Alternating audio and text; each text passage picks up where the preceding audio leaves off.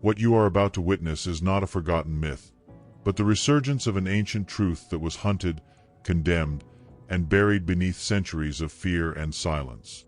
It is a wisdom so pure, so radically liberating, that those in power sought to annihilate it, burning both scrolls and souls in the name of order and obedience. Yet despite their ruthless fervor, a spark endured. Hidden in the folds of time, it waited patiently for eyes willing to see and hearts ready to remember. Today, that spark becomes flame once more. As the Cathars were led to the pyres, a forgotten master named Thoth had already entrusted the world with a sacred code, a spiritual key encoded within layers of silence and symbolism. What you are about to discover is not merely knowledge. It is the vibration of awakening, a frequency that reactivates what within you has long been dormant. The Church tried to erase it. The Inquisitors tried to bury it. But now, like a phoenix rising from the ashes, it reveals itself once more in clarity and light. You will understand why so many feel lost, disconnected, and weary in a world that seems increasingly artificial. And you will see that this disconnection was not accidental, but engineered. This video is not just content, it is a passageway. Should you dare to walk through it until the very end, you will understand why the Cathars smiled in the face of death. They carried within them a truth that cannot be extinguished. That truth begins now, in this breath, in this moment, in you. If these words stirred something deep within you, if you felt a silent truth awakening, then leave a like now. It tells me you are aligned, that you hear what others miss. And if you wish to support this journey of awakening, consider becoming a channel member. Your presence helps us keep sharing light. Oh, my friend, you are deceived by what you see, for your eyes do not perceive the hidden essence. Learn to see with the inner light, for only then will you escape the cycle of illusion. The Cathars saw the material world as a prison, but not a prison with walls, bars, and jailers. It was something far more subtle, far more dangerous. It was a prison of form, of flesh, of time, of repetition, an endless cycle of birth, pain, attachment, death, and more birth. A game carefully designed to appear real, but at its core, it was a sophisticated illusion. And the creator of this game, a dark architect, a being who was not God, but who desperately wanted to be treated as such. This being, in the Cathar vision, was a forger of the sacred, an imitator, a cosmic engineer who constructed the material world as a gilded cage filled with desires, pleasures, and rules. All to keep the soul distracted, fragmented, amnesiac. The Cathars called him the demiurge, an ancient name inherited from the early Gnostics, an archetype present in almost every wisdom tradition, an impostor who hides behind doctrines, institutions, and dogmas to appear divine, but who feeds on the spiritual ignorance of human beings. For the Cathars, this was the root of suffering. The visible world was not a blessing, it was a trap. And the one who ruled this world was not the God of light, love, and freedom. He was the prince of this world. This is the same one Jesus mentions as the ruler of darkness, a blind, arrogant being hungry for adoration. In the Emerald Tablets, Thoth also describes this being. He calls him the Lord of Darkness, a hidden ruler who traps souls in cycles of time, fear, and matter. He says, "In the halls of Amenti dwell the lords of darkness, imprisoning souls with invisible chains. These chains are not made of iron, they are made of erased memory, of unresolved desire, of unconscious repetition." Thoth explains that this being has no body, but lives in forms, manipulates symbols, uses language, it controls through illusion, exactly as the Cathars described centuries later, without ever having had direct access to these hermetic texts. In initiatory alchemy, this same principle is called the falsus rex mundi, the false king of the world, an archetype that governs appearances, that turns lead into more lead, that promises liberation through accumulation, glory, and obedience, but ultimately only fuels illusion. It is the fire that does not purify, the gold that rots. It rains through the senses, creating religions that sell salvation, systems that produce guilt, societies that keep man a slave to himself. If all this sounds familiar, that's because it is. It's right before our eyes all the time, but only those who free themselves from collective hypnosis can see it. The Cathars could, that's why they were persecuted, not to deny God, but to unmask the impostor. The prison they saw was not visible, it was vibrational. A dense energy field where every human being is born already under the effects of oblivion and grows up believing that pain, competition, scarcity, and control are natural when in reality they are merely symptoms of a manipulated reality. The teachings of Thoth make this even clearer. He didn't use the term demiurge, but spoke of the forces that operate in the invisible to keep humans in ignorance. And he said, "Flee from the darkness, always seek the light, and when you find the light, you will no longer be slaves." It's a direct statement, a reminder, because to escape the prison, you must first know it exists. But the Cathars didn't stop there. They discovered something that changed everything. A gap, a flaw, a vulnerable point within the illusion itself, something the dark architect could not erase, a true way out of the cycle of oblivion, a secret language, a vibrational code that is still alive. And that gap is still recorded today in symbols that have survived for millennia. The wisdom buried in the mountains, not in libraries, not in universities. It was preserved where the system dare not look, in the silent mountains of southern France, in the misty valleys of the ancient Languedoc region, among worn stones, humble villages, and voices whispering ancient knowledge behind serene eyes. There, far from the gilded cathedrals and palaces of institutionalized faith, there was a people who simply did not kneel. They wore no crowns, they carried no swords, they had no luxurious temples or lofty pulpits. Yet their presence disturbed kings, popes, and feudal lords. For wherever they went, something changed, fear dissolved.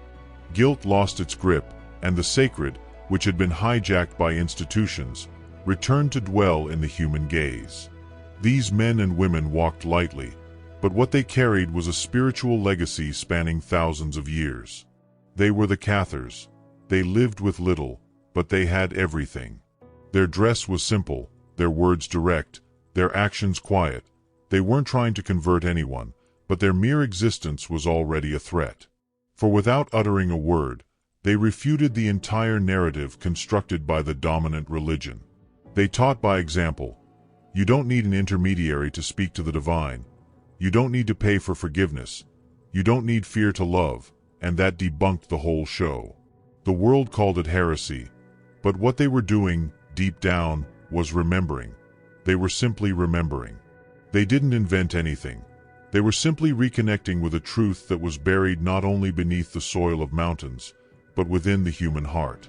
A truth that the ancient masters already knew, that Thoth had already recorded, that Hermes Trismegistus had codified in his dialogues, and that the alchemists protected with seals and metaphors. Thoth said, before man can rise into the light, he must first quiet the noise of the mind and silence the scream of the ego. This was the first step of initiation, the return to the 0 point, the sacred void. The same principle of initiatory alchemy known as solve, the emptying. It is necessary to dissolve the old, release attachments, and cleanse internal structures for true transformation to begin.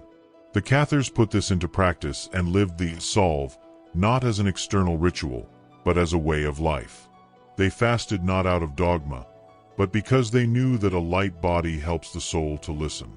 They did not isolate themselves out of contempt for the world, but out of love for what was beyond it. They did not take political or military oaths because they knew that any pact with the system was a step away from the source. They did not wear sacred vestments or insignia because for them, the sacred was a state of being. They were known as the Bone Zomes, the good ones, men, good Christians, but not in a doctrinal sense. They were good because they were whole, transparent, peaceful. They reflected the light without flaunting it.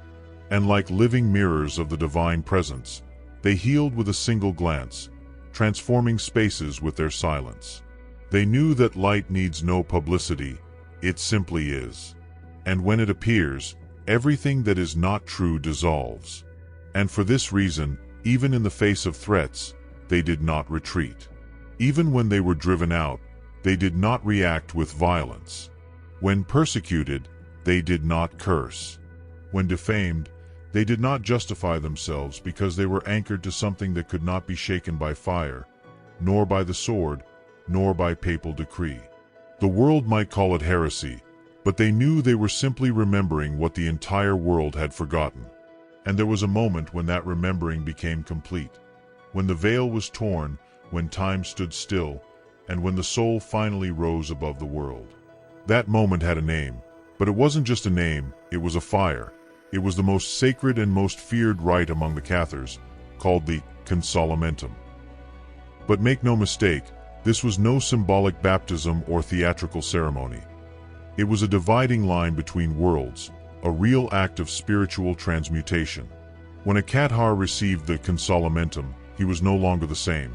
He no longer belonged to the world. His desires died. His fears ceased. The body was still there, but it was no longer a prison. It became a gateway. It was as if the soul, finally awakened, said, "Now I remember who I am."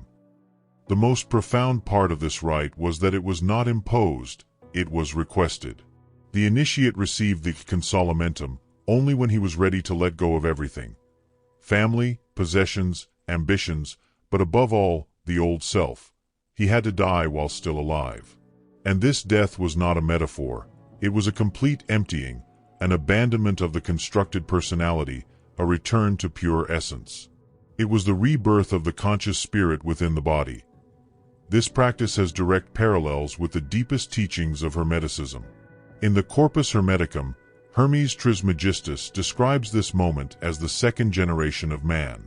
The first generation is biological, carnal, made up of instinct and illusion. But the second is spiritual, vibrational. It is when man becomes divine without ceasing to be human.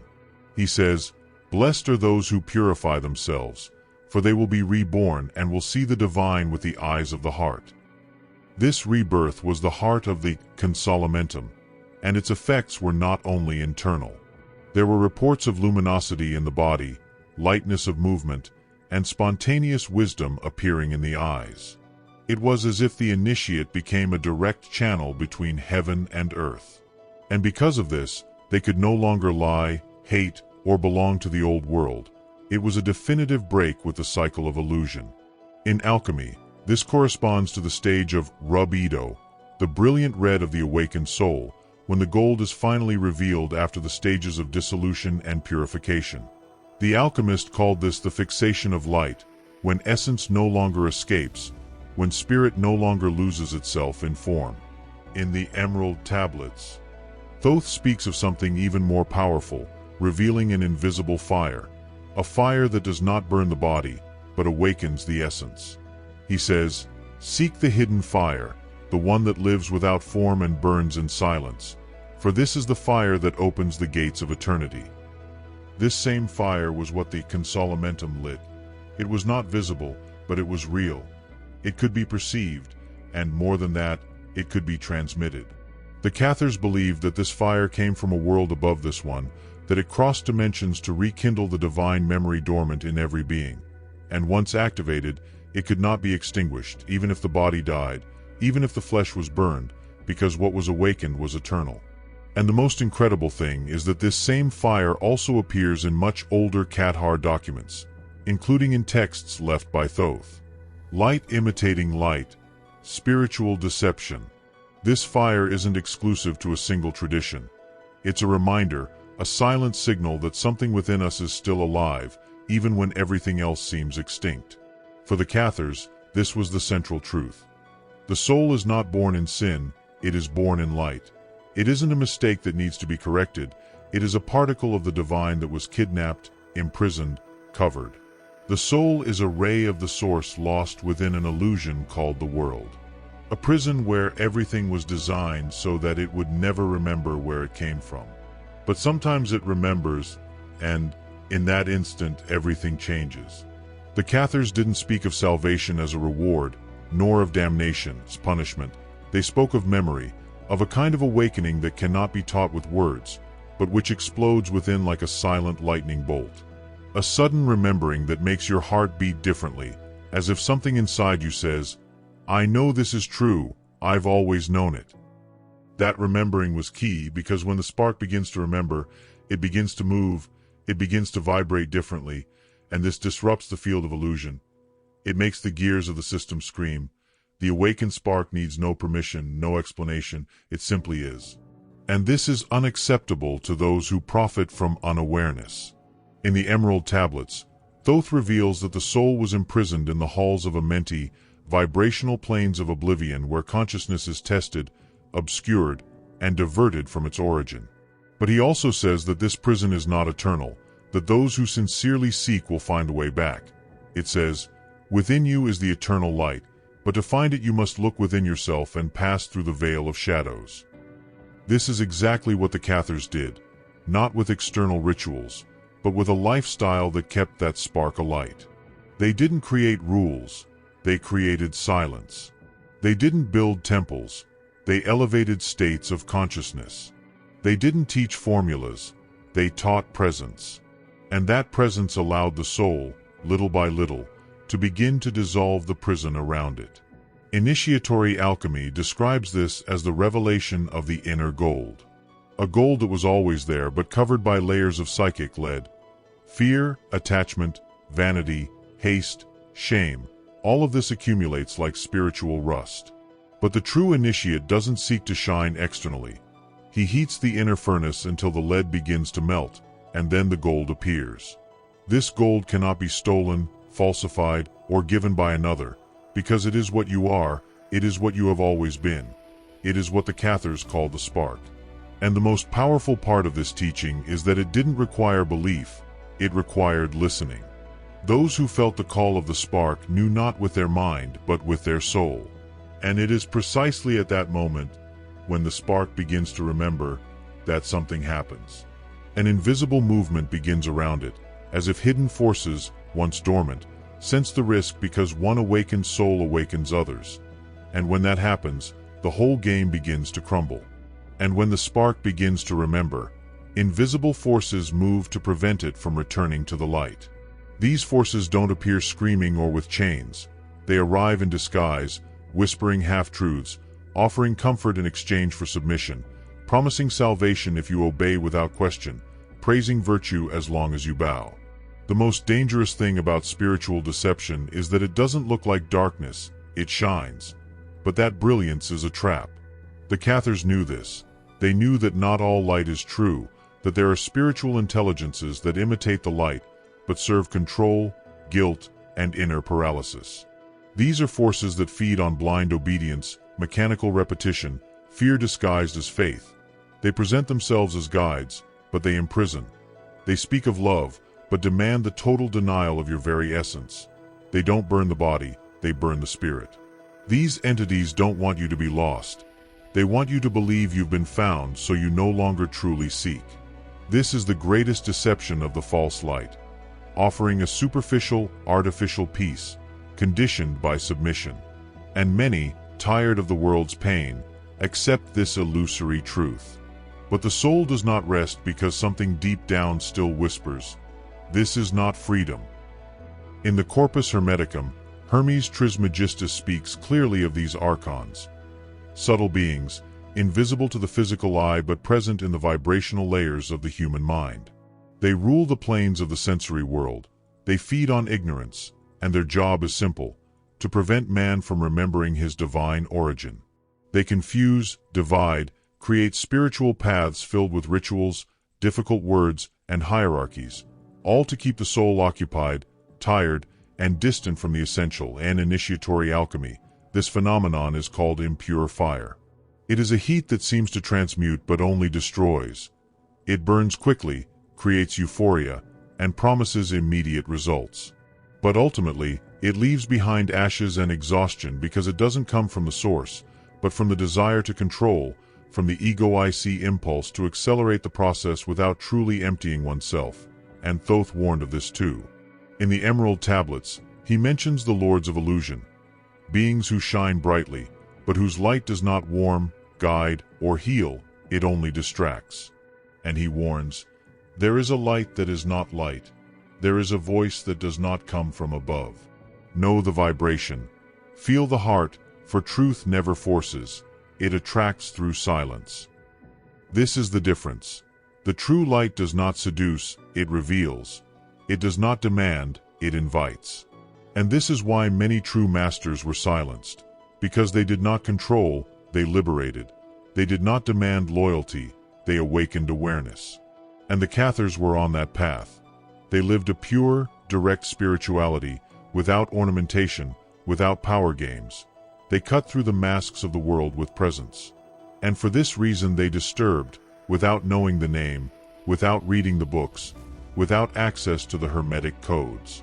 They embodied what the ancients had already left as a map. Their practices, their silence, their way of life were aligned with the deepest teachings of spiritual regeneration. As if an ancient wisdom, far older than them, echoed through them, because an ancient master left clear instructions for crossing those false lights, and the Cathars followed that path without even knowing its name. Not because they knew it directly, but because those teachings had already been passed down and transmitted for millennia. This master was Thoth, but he never wanted to be worshipped. He did not found a religion. He did not demand obedience. What Thoth did was record. He wrote in stone what can only be read with an awakened heart. His teachings were not directed at the masses. They were planted for those who would one day dare to hear, and that day is returning.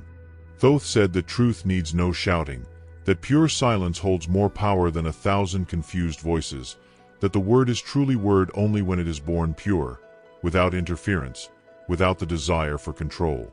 For him, the word was not just an ordinary word, it was a sacred sound, a vibrational pulse that resonated throughout the body and spanned time. It was like a code, not to be translated, but to be activated. He called it the key that controls matter, and this is where everything connects. The Cathars, living centuries later, never studied Thoth, but they followed the same path. They rejected temples, they rejected idols, they rejected prepared speeches, and they began to feel, to vibrate, to live in a state of full awareness. They discovered in practice that the truth is not above or outside, but within. Thoth said, "The fire of awakening lives within the secret chamber of man." That when the sacred word is spoken at the right time and with total purity, that fire is ignited and the body vibrates differently. The soul awakens. The illusion begins to fall apart. And this word is not read, it is remembered. Hermeticism speaks precisely of this, a primordial sound that is not learned but recognized, that lies dormant in the blood, waiting for a gesture, a silence, a presence. And when this word is activated, it not only informs, it transforms, it dissolves time, it burns away the layers that cover the inner gold. This is the same fire of the consolamentum, the transmutation that comes not from the outside but from direct contact with the origin. And now this teaching, once sealed by fire and silence, is beginning to vibrate again, not in books but within you, because everything begins in the body. The Cathars knew this. They didn't build churches, they built presence.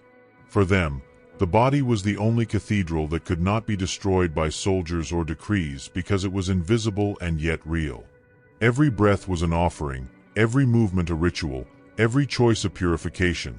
They didn't speak of salvation, they spoke of vibration. Thoth did the same. In the Emerald Tablets, he describes 7 inner chambers that can only be accessed through sound, frequency, and the alignment of body and spirit. The body wasn't seen as a burden. It was a bridge, a sacred vessel where the soul could remember what it is and what it came to do. Alchemy called this the work of white, which is the moment when the initiate emptied himself of beliefs, dogmas, distorted memories. The moment when the ego no longer controls the word, and then speech becomes a command. Not an external order, but an energetic encoding that shapes the field around it. For when the internal frequency is coherent, the world responds and the word becomes real. It is in that state that the body vibrates like the spirit, and the spirit pulsates within the flesh without being lost. It is there that the word of Thoth meets the silence of the Cathars. And there is a point within your body where the word of Thoth and the silence of the Cathars meet, and it is ready to be reactivated. You are the truth they died protecting. And there is a point within your body where the word of Thoth and the silence of the Cathars meet, and it is ready to be reactivated. For when that point lights up, the illusion begins to dissolve, not from the outside in, but like mist evaporating at the touch of the sun. And what we once called reality is revealed as a layer. The Cathars knew, for them, the end of the world was not a tragedy, it was a revelation. It was when the veil would be torn, when the light would gather its parts again, not through destruction, but through the return of clarity. Matter was not evil, it was simply condensed oblivion. The body, time, the flesh, everything was symbolic, everything was temporary. The true end was awakening. Thoth called this the return to the one light, a state in which time no longer divides, in which identity is no longer a weight, in which the word is so silent it merges with the light. In Hermeticism, this is called the return to the one, the end of illusory multiplicity, the reintegration of being with its source, a moment when the seeker discovers that he or she has never been separate, that the fall was a dream, and that the ascent is simply the opening of the eyes. In initiatory alchemy, this is the philosopher's stone, not a substance, but a state of being. When the gold within finally recognizes that it was gold from the beginning, but had to pass through lead, endure fire, be dissolved to remember who it was. And when that portal is crossed, remembering becomes irreversible, and nothing, not even the world, can imprison it again. It is in that moment that you understand what truly happened. The Cathars were not defeated, they were seeds. They were called heretics. They were persecuted, silenced, burned. But what they carried could not catch fire, because it was not a word, it was vibration. It was truth in its purest form, not written in books, but tattooed on the spirit. Thoth wrote, "The light cannot be extinguished, only forgotten." And that is why they died peacefully, because they knew that one day, somewhere in time, someone would remember. Someone would feel the silent vibration of it all, and would respond. Not with hatred, not with war, but with presence. And now that someone is you. Hermeticism is clear. Knowing is not enough, you must embody it. In other words, the truth doesn't change you because you read it, it changes you when you become it. When your every gesture becomes a living reminder of what cannot be said. And alchemy adds, true gold does not shine, it transforms. You don't need to repeat what the Cathars did or live what Thoth lived, but you can continue what they began. You can be a flame in a sleeping world, the light that doesn't impose but invites, the memory that awakens without violence, the torch that burns, but only what is no longer needed. Now the torch is with you. The fire they tried to extinguish has been rekindled in your awareness. And now that this revelation has touched you like a long-forgotten echo whispering from the depths of time, you can no longer pretend you haven't seen, heard, or felt. Each word has resonated like an ancient key, unlocking the sacred chambers of your soul, where divine remembrance slumbers no more. What you've experienced is not merely a story, but a transmission, a sacred pulse that only reaches those ready to receive. And now, something within you has stirred, something irrevocable. You are no longer the same. Protect this spark like a precious flame, for it chose you, not by chance, but by alignment. You have been summoned to a journey few dare to walk, yet it is yours to fulfill. Let this be your first breath into the vastness of truth.